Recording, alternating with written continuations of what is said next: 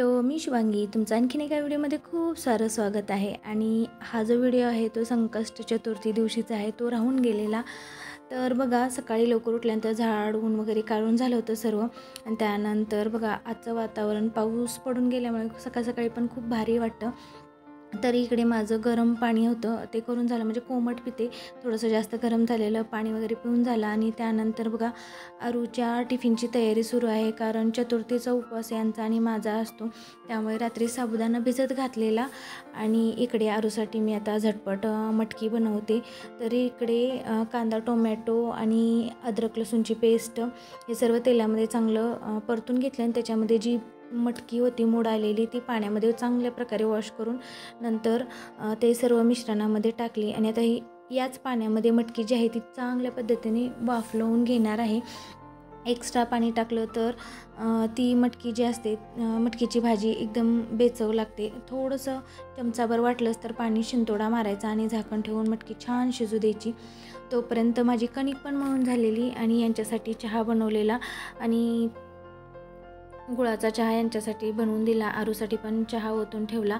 आणि हे आरूला आता शाळेमध्ये सोडायला जाणार. तिचा डब्बा वगैरे भरून ती शाळेमध्ये गेली. तिचं आवरलं. आणि त्यानंतर बघा, बोरचं म्हणजे टाकीमधलं पाणी संपलेलं, त्यामुळे बोरचं जे कॉक आहे ते चालू करायला मी स्लॅबवरती आलेले. अशी अधूनमधून स्वयंपाक करताना कामं सुरूच असतात. स्लॅबवरून आता मी खाली जाते आणि खिडकीतून व्ह्यू किती छान दिसतोय पाऊस पडल्यामुळे. तरी इकडे आता यांना पण शाळेत जायचं असतं. हे घरातून 9 वाजता निघतात. आरू 8, सव्वा 8पर्यंत जाते. त्यानंतर मग यांचे रोजचा स्वयंपाक असतो तोच असतो, पण आज उपवास असल्यामुळे साबुदाण्याची खिचडी बनवायची आहे. आणि इकडे पापड जे आहेत, म्हणजे पापड म्हणजे जे साबुदाण्याच्या पापड्या असतात उपवासाच्या, त्या तळून घेते. आणि त्यानंतर त्याच कढईमध्ये मी जो साबुदाणा आहे तो बनवून घेणार आहे. तर साबुदाणा बनवताना मी फक्त एक बटाटा होता तो कच्चा कट करून तेलामध्ये चांगल्या पद्धतीने फ्राय करून घेतला. आणि त्यानंतर जो साबू होता भिजवलेला तो टाकला. त्याच्यामध्ये लाल तिखट आणि मीठ टाकलं. आणि त्यानंतर शेंगदाण्याचं कूट टाकणार आहे. साबू अगोदर चांगला परतून घेणार आणि त्याच्यामध्ये शेंगदाण्याचं जे कूट असतं ते टाकणार. तर अशा पद्धतीने मी शाबू बनवते. त्यानंतर थोडंसं लिंबू आणि साखर सगळ्या शेवटी ॲड करते. तर इकडे बघा, लिंबू साखर पण टाकून झालेली आणि एकदम सुटसुटीत आणि मस्त मऊ असा लुसलुशीत साबुदाणा तयार झालेला. तर इकडे यांना शाबू खाण्यासाठी दिल्या. ध्रुव पण त्यांच्यासोबत पापडी खात आहे. आणि शेंगदाण्याचे लाडू कालच बनवून ठेवलेले, कारण मुलांना फार आवडतात. आरू पण टिफिनला रोज 2 किंवा 1 लाडू घेऊन जाते. ध्रुव पण दिवसातून खातो, त्यामुळे हे नेहमीच मला बनवावे लागतात. तर यांचं खाऊन झालं. आणि जो पसारा होता डबे वगैरे, कारण मला ज्या बटाट्याच्या पापड्या होत्या बनवलेल्या त्या सापडतच नव्हत्या, त्यामुळे सर्व डबे काढलेले.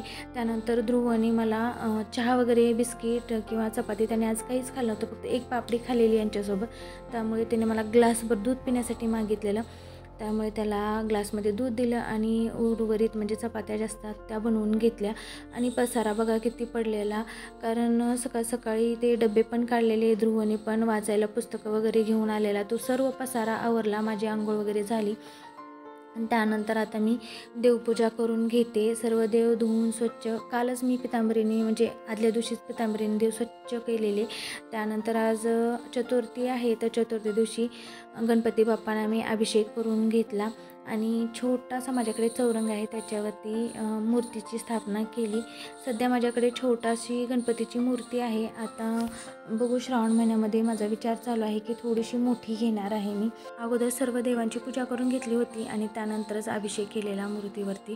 तर सर्व देवांना हळद, कुंकू, अष्टगंध वगैरे लावून झाला. त्यानंतर बेलीचं झाड खूप छान आलेलं आहे, तर त्या बेलपत्र तोडून आणलेले, तर बेलपत्र वाहून घेते. त्यानंतर दादा क्लासवरून येतानाच मी त्याला फुलं हराळी घेऊन यायला सांगितलेली, तर तो घेऊन आलेला. आणि इकडे बघा, माझी पूजा पूर्ण होत आलेली. आणि तुळशीची जी पानं असतात ती स्वामींना म्हणा किंवा विष्णूंना फार आवडतात, त्यामुळे ते पण मी अर्पण करते. त्यानंतर जी अशा प्रकारची फुलं असतात ती पण मी घेऊन आलेली, तर ती फार सुंदर वाटतात वाहिल्यानंतर. देवघरामध्ये फुलं वाहिल्यानंतर तर खूप छान आणि प्रसन्न वाटतं. तर अशा पद्धतीने म्हणजे एरवी पण अशीच पूजा असते, पण एखादा सणवार असेल किंवा एखादी चतुर्थी, एकादशी, तर त्या दिवशी स्पेशल पूजेसाठी जास्तीत जास्त वेळ लागतो.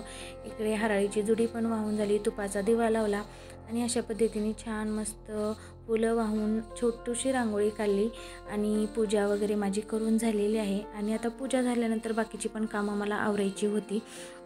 त्यानंतर सर्व कामं आवरली आणि डायरेक्टली मी आता रात्री व्हिडिओ शूट करायला घेतला, कारण पाऊस असल्यामुळे चिकचिकीमुळे लक्षातच राहिलं नाही की दुपारी वगैरे शूट वगैरे घ्यायचं. तर मी आज बनवते ओल्या खोबऱ्यापासून जे मोदक असतात तळूनच बनवणार आहे. विचार होता माझा की उकडीचे मोदक बनवायचं, पण वेळच भेटला नाही. दुपारी मला तांदळाचं पीठ आणायचं होतं दळून, तर ते राहून गेलं. त्याच्यामुळे आता मी जे तळून करतात तेच मोदक बनवणार आहे. ध्रुवला तळलेले मोदक जास्त आवडतात, उकडीचे मोदक तो खात नाही. आणि इकडे बघा जे खोबरं होतं ते खिसून घेतलेलं छान तुपामध्ये नॉर्मली परतलं एखाद मिनिटभर आणि गॅस बंद करून त्याच्यामध्ये मी गूळ ॲड केला. आता ते सारण थंड व्हायला ठेवलं.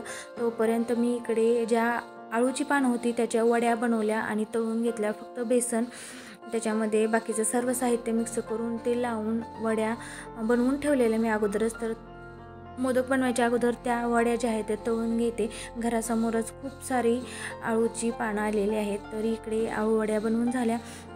त्यानंतर कणिक पण मळून ठेवलेली. आता एक मोठा गोळा घेतला आणि जी छोटी डब्बा असतो त्याच्यावरचं झाकण आहे त्याच्याने मी गोल गोल गोल अशा पुऱ्या काढून घेते आणि याचीच आता मी मोदक बनवणार आहे. आणि खूप फास्टमध्ये बनवते, म्हणजे फास्टमध्ये नाही, स्लोली चालू होतं. पण चंद्रोदयाचा टायमिंग खूप उशिरापर्यंत असल्यामुळे कसं दिवसभर पण काम करून आणि उपवास असल्यानंतर खूप कंटाळा येतो. त्यानंतर आरूला स्कूलमध्ये घ्यायला जायला लागतं. भिजल्यानंतर कपडे वगैरे आल्यानंतर आज दिवसभर तर पूर्ण कामातच गेला. तर इकडे बघा जे सारण होतं ते एक एक करून एक एक पुरी म्हणजे लाटून घेतली होती, त्याच्यामध्ये भरून मोदक जे आहे ते तळून झाले माझे. त्यानंतर आता मी पूजा करायला घेतली. हळद कुंकू लावून धूप लावला आणि गणपती बाप्पांना त्यानंतर फुलं अर्पण केली, तांदूळ म्हणजे अक्षदा अर्पण केल्या. त्यानंतर दुसरी मूर्ती आहे त्याच्यावरती पण हळद कुंकू लावून अक्षदा अर्पण केल्या. तर अशा पद्धतीने म्हणजे टायमिंग झालेला. आणि इकडे 21 मोदक बनवलेले, ॲक्च्युली जास्त बनवलेले पण ते मुलांनी खाल्ले. 21 होते ते नैवेद्यासाठी काढून ठेवलेले. त्यानंतर नैवेद्य पण बनवलेला छोटासा. त्याच्यामध्ये मी जे बनवलं होतं म्हणजे भात भाजी ते सर्व त्याच्यावरती ठेवलं. आणि हे आरू आणि ध्रुव हे सगळेजणच आरतीसाठी आले, तर त्या सर्वांना मी आता म्हणजे कुंकू वगैरे लावून घेते. तर इकडे बघा ध्रुवची मान आरूने पकडलेली आणि इकडे गणपती बाप्पांची आता आरती करून घेते. कारण आता सध्या खूप टाईम झालेला आणि भूक फार लागलेली. म्हणजे कधी कधी होतं ना की उपवास असल्यानंतर आणि दिवसभर काम असल्यानंतर खूप कंटाळा येतो. पण पूजा वगैरे झाली त्यामुळे खूप छान वाटलं आणि जेवण वगैरे झाली. तर असा होता आजचा व्हिडिओ.